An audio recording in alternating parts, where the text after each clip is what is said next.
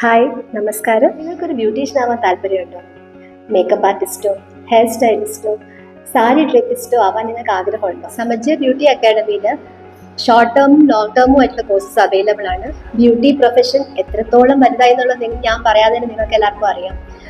എൻ്റെ അടുത്ത് ആരെങ്കിലും എൻ്റെ കരിയറിനെ പറ്റി ചോദിച്ചു കഴിഞ്ഞാൽ, അല്ലെങ്കിൽ എൻ്റെ പ്രൊഫഷനെ പറ്റി ചോദിച്ചു കഴിഞ്ഞാൽ, ഞാൻ എപ്പോഴും സന്തോഷത്തോടെ പറയുന്ന ഒരു കാര്യമാണ്, എൻ്റെ പ്രൊഫഷൻ ഒരു ബ്യൂട്ടിഫുൾ പ്രൊഫഷനാണ്.